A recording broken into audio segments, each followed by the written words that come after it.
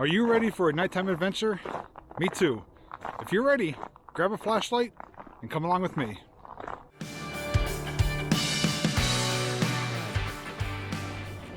Hey everyone, thanks for joining me on this solo nighttime adventure. I'm doing this video for two reasons mainly. Number one is to get some fresh air and some footsteps in. Number two is to check out a product that was sent to me for review, which we'll talk more about that later on. Lastly is to just enjoy a calm, peaceful night on a cold winter evening here in Pennsylvania. I am walking a former rail line here, an abandoned rail line off to my left in the back and going ahead of us. I have done videos on it in the past, and this time of year there's practically no one here. I have it to myself. Sunset's going down in about 30 minutes and we're going to be turning on some lights, doing some walking, some talking, showing you the sights and sounds, and as I mentioned a little bit later on, we'll take a little peek at that new product that was sent in, and maybe you'll want to check it out for yourselves. So without wasting more time, we got some ground to cover. I'm going to keep moving.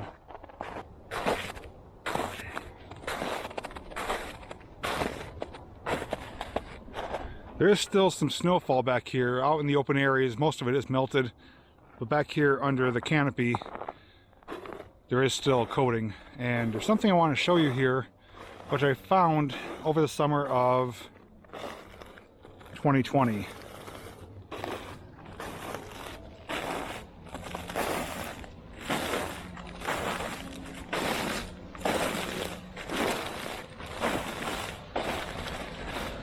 And that right there is a pretty old stone culvert which goes under the rail bed to the other side of some wetlands.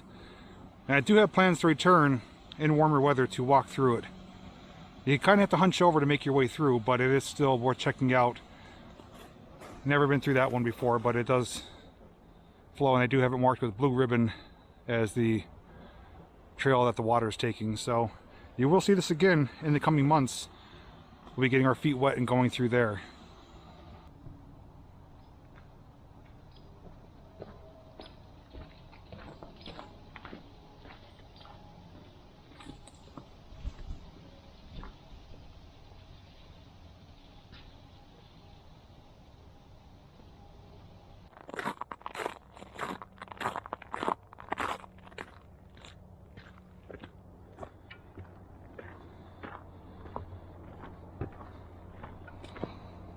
So without drawing this out too long, actually before I do that, I wanted to show you, get to tell where the rail line used to be. All those slits is where rail ties used to be. It's kind of indentations. So we are following the rail line here on our left. You can see remnants of a telegraph pole there. And on our way down, it'll be on our left. On the way back, it'll be on our right. But without drawing this out longer than it has to be, I'm going to save you the effort of having to walk further back and wait for nighttime to fall. And by the time I bring you back, it will be considerably darker and will be further down, down the trail. So with the movie magic, I will see you guys in just a second. And just like that, it's now dusk. The sun has set behind me roughly about 20 minutes ago or so. This is just some residual light, but as we make our way, it's going to get darker and darker. I do have a light panel with me so we can illuminate where we're going so we don't get hurt, do things safely. And once we're further down the trail, we're going to find a nice spot to stop for a few minutes. I'll show you the item they brought with me, talk briefly about it, and then we'll use that for the remainder portion of this video. I'm not going to focus too much on it because this video is more about the adventure, not so much about the product, but I need to do my due diligence and at least let you know what I do have with me. But with that said, we're going to keep the adventure rolling, and hopefully we come out in one piece. So let's keep moving. Now I know the image doesn't look the greatest or clearest because I'm using my action camera and it doesn't do very well in low light, but I'm going to turn on my lighting here and that should help a little bit.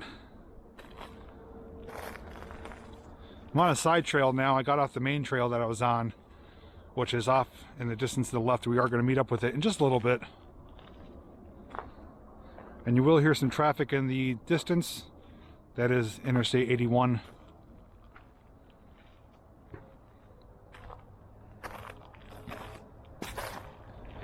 You can tell this path has been used by ATVs. There's no snow on it except for the outer portions.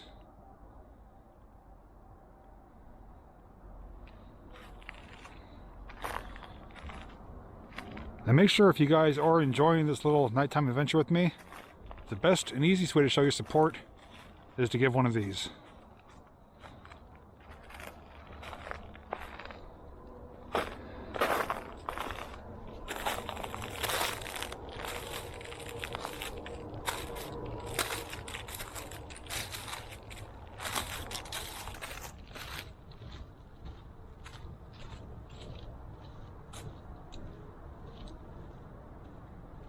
Hopefully I don't look too washed out, but I just wanted to share a quick little story with you. I had plans to do this video for a few weeks now, and I wanted to pick a nice night where it's cold, relatively calm, and hopefully that there was still snow on the ground, which there is. The only problem is earlier today it was mostly cloudy, and it looked like it was going to get darker earlier than anticipated. So I came here around 4:30, starting my trek back here where we started the video, and now we're after 5:15. It's still light outside. That's because the skies cleared up as the evening went on. So I actually sat around for a good 45 minutes waiting for darkness, which hasn't fully set in yet. So it's just some of the struggles, some of the unanticipated issues that do arise while filming on location. So not that I'm complaining about it, just wanted to let you guys know that, you know, what you see in the video is the edited down final version.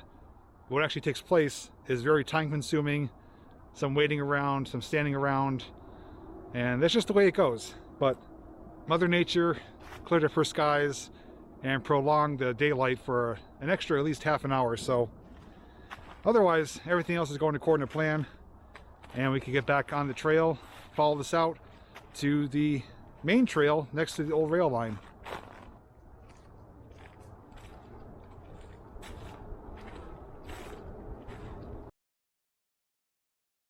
One of the many things you'll find in the woods are tires. This is a big heavy-duty commercial tire. May even been off a piece of heavy equipment, possibly a triaxle, but it always makes you wonder how to get all the way back here. One may never know. With the light off now, you can actually see we are not too far away from total darkness. Now obviously the snow is going to provide a little bit of, not lighting, but it won't make it as dark as it normally would during, say, the summertime. But since there's no leaves on the trees, we got white on the ground, there will be some ambient lighting, which is going to help, but I can't control that portion of the video. I can only make it so dark based on what nature provides. On a quick side note, I wanted to address a few people asking about me doing some more cooking videos. Now, in the past, I've done one or two. Most recently, I did Little Smokies at a stone culvert. That was in the fall time. Prior to that, I did do some of those camping meals. I think Mountain Air they are. But I do have more things planned, not only for the camping meal, the pouches, but bringing actual food, like making bacon and eggs, making a burger, stuff like that. So that stuff will be coming out. I do have a few unique locations in mind which are going to make for a rather unique experience to cook food at these particular locations. So those of you that are interested in watching that, rest assured they will be coming out in the coming months. So just be on the lookout for that. They probably will fall under the Chow Time playlist for a type of food episode. So I'm going to turn you guys around. We are now at the portion of our junction here where the trail that we're just walking on meets back up with the main trail where the rail line is. So that is looking where we just came from. And here the trail ends and meets up with the main thoroughfare, if you want to call it that. And what you see here, what looks like water, is frozen. Now I wouldn't walk on it, but it is icy and slippery, so when you're passing by behind me, make sure you stay to the side.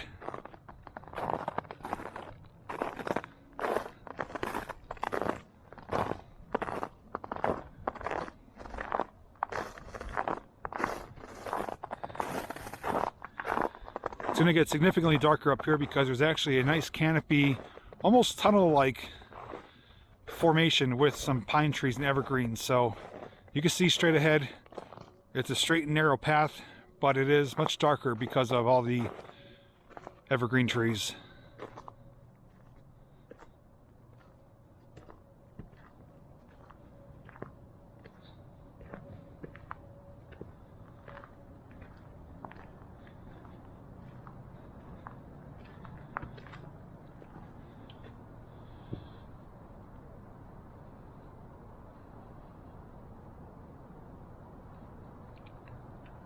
I don't know about you guys, but this is a perfect time of year for me to be doing this because number one, bears are hibernating.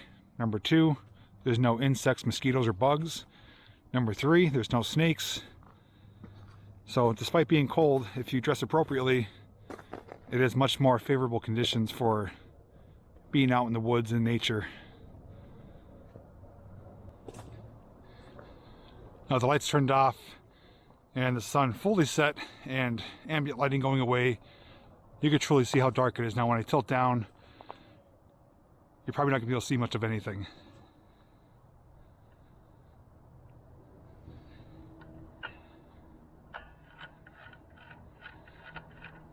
So yep, we are going into the darkness. Now there's a spot coming up further ahead I do know of, which would be a nice little area for us to kind of take a few moments to take a break, and I'll show you what I brought with me, and then we're gonna kind of switch things around where I'm gonna mount you guys on my head, and we're gonna be walking our way back with the item in hand, and we'll be able to share a few thoughts about it and make it feel like you're actually the one walking yourself back here. Here's another potential hazard.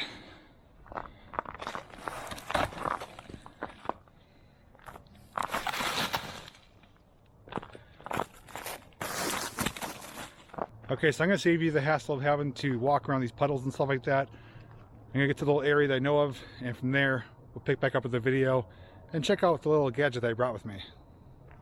So right now we're at a location that you've seen before in a previous video, and one that you're going to see me return to again this summer. This is another stone culvert here. I'm going to show a clip right now. It's a much larger one, big pool of water down to my right here, and I'm going to be returning in the summertime to do some underwater footage, probably some snorkeling. But right now we're sitting on some stone slabs on the left side of the culvert here. You can hear the water running, but it's a nice little area to kind of sit down, take a break, and talk about this. This is a flashlight sent to me from Brinyte. This is the second item they sent to me for review. This is the PT18 Oathkeeper. Now this is not a tactical light, unlike a lot of lights that I do review, especially by Through Night. This is more of a self-protection, law enforcement light, and I'll explain why. So first off, it does come in this nice nylon holster, Velcro, and has a swivel belt clip, so you can mount it any way you want.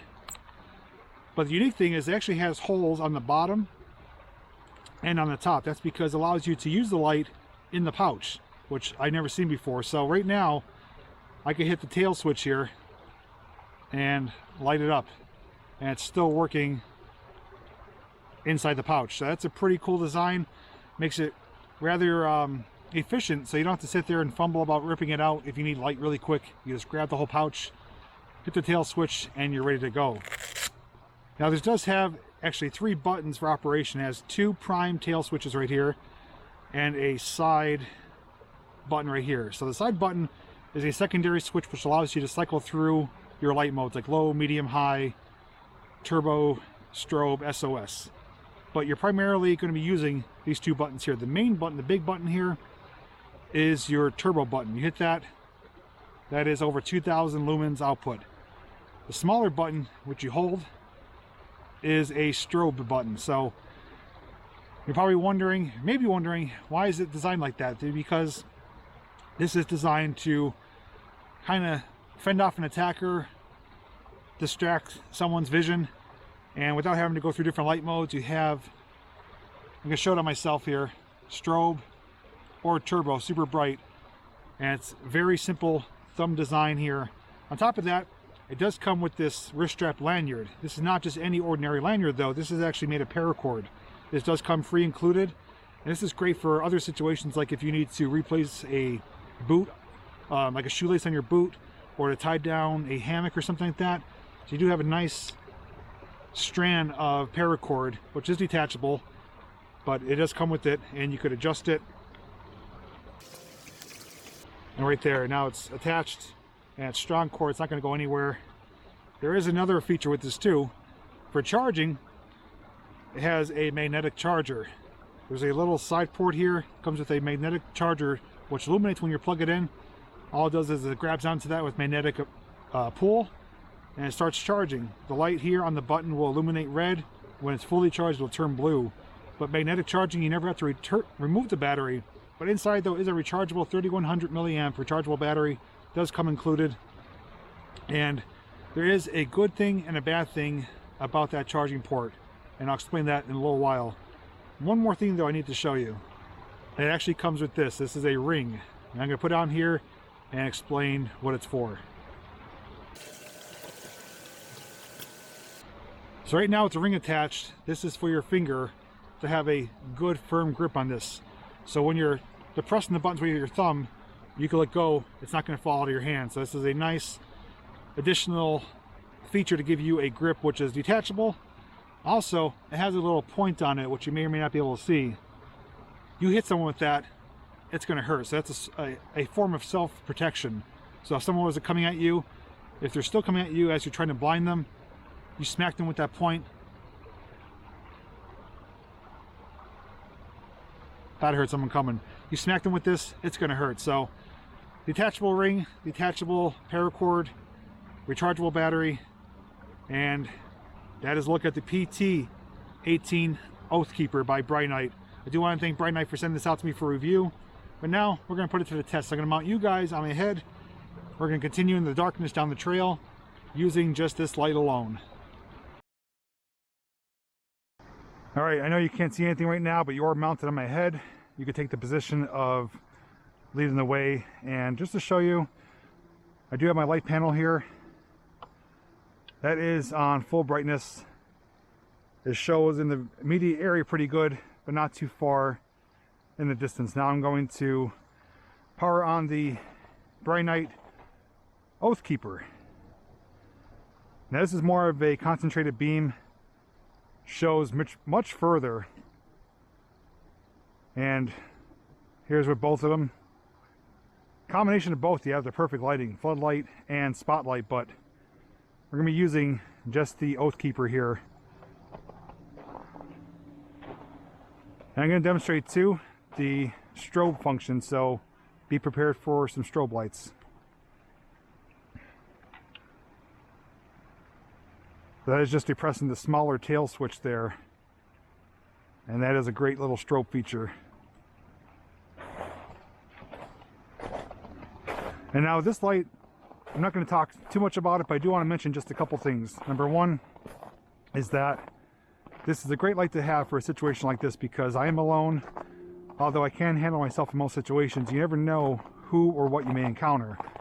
Now, aside from having pepper spray on my wrist, I do have a hunting knife on my backpack, and now I do have a light source that could potentially alter someone's vision temporarily, and has that strike ring for close contact. So if you are someone who does a lot of things by yourself or want some added protection, you may want to consider getting this. I did do a review on a through night tactical light that does have a strike ring, a strike bezel. So between both lights, they are a bit different. This one is larger, doesn't have as high of output for turbo mode, but this does have the paracord, does have the magnetic charger. That's the second thing I want to mention, is the magnetic charging. There are two things I want to mention. Number one is that magnetic charging is quick, easy, and convenient. All you do is attach the provided cable and it starts charging automatically. You don't have to remove any flaps, you don't have to search for anything, try to get anything to fit in the hole as far as like a USB cable. The magnetic charging will take care of it on its own. The negative though is that it's a proprietary cable. If you don't have that cable, you cannot charge the battery. So if you want to charge on the go in the field, that will need to be brought with you. With other products, other lights I've reviewed, most of them take micro USB or USB-C charging cables, which means if you bring a battery bank with you, a power bank, most people have at least one of those cables with them for charging their phone, and you'd be able to charge the light. So to charge this light on the go, if you're going to do an overnight trip or an extended trip, that cable must be brought, otherwise you won't be able to charge your light.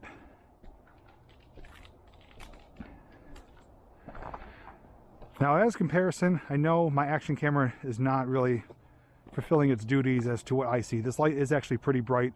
It's showing at least 100 feet. I'm going to film just a clip next with my phone, which does a little bit better under these conditions, and you'll be able to see a little bit closer to what I see. Okay, so right now I'm using the phone for this clip. I am facing straight ahead. It is complete darkness. I'm going to turn on the PT18. There you can see, this is pretty bright. Big difference from my action camera, but the action camera is not intended for low light purposes, but this is more like what I see. This light does put out a good amount of light, shows quite a distance. And that is on turbo mode, the highest mode at just over 2,000 lumens. So now we're going to switch back to my action camera and continue along. So another thing I just discovered is this ring makes a pretty good hook. If you want to hang the light somewhere, you could just hang it and turn it on and have some illumination hands-free. So the ring serves as a third purpose for not only grip, but protection, but also as a hook. So I do like that. It's pretty convenient.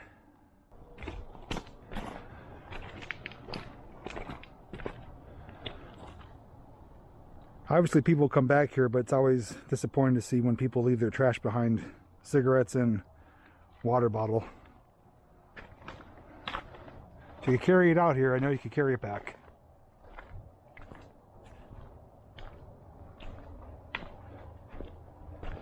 So now that we're walking in the opposite direction, the rail line would be right here on the right hand side.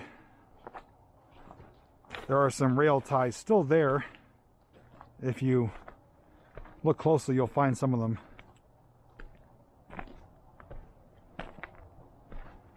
There's one right there covered in snow and nature's carpet.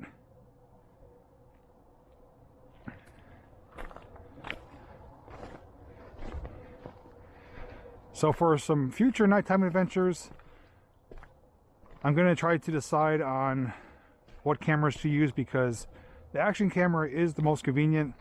It's lightweight, it's portable, it's tough, but I do know it struggles in situations like this. I know you can't see a whole lot, but at the same time, the phone does do better, but I don't always want to use the phone in situations where I could potentially drop it or fall and break it, and then without a phone. My main camera, my Panasonic camera, does have night vision, does do pretty well in low light, but it's a big bulky camera. It's heavy. So ideally, you know, like a DSLR, a more expensive full frame camera will do much better, but it's very expensive, very heavy. So we'll have to see what you guys think. I mean, if you guys are okay with this type of footage, more of like a Blair Witch type raw and real type of thing, I have no issues continuing with this, but at the same time, I don't want to shortchange you and allow you to only see a little bit of what I see. So feedback will be appreciated, and we'll hopefully make some good decisions going forth, because I do want to do a wide range of things coming here in 2021. I'm going to turn this light off for a second and keep walking, and you'll be able to see how dark it is and just kind of soak in the environment.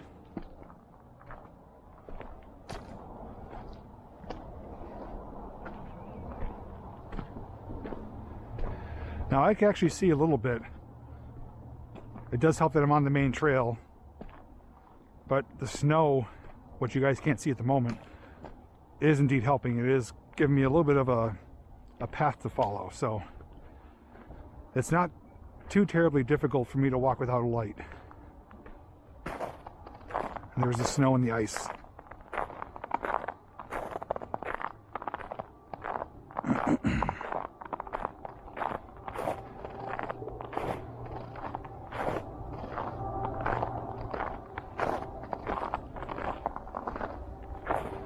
If you guys decide you want to get more information about this light, or possibly pick one up for yourself, the link will be provided down below in the description.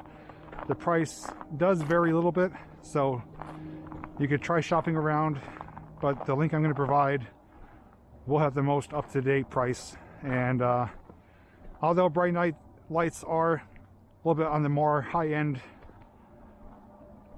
more expensive side, they do make quality products. This is their second light they've given to me, and I am happy with it. It's not, I wouldn't say my favorite light, but it's definitely one I would feel comfortable taking with under most situations.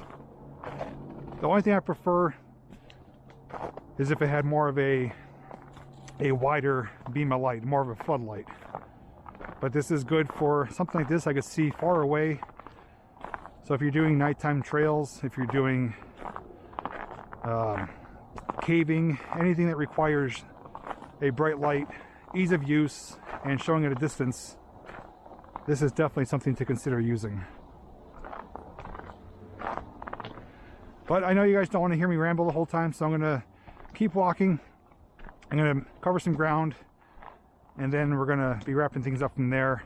I do have a short photo montage, which I'm going to share with you immediately after this segment right here.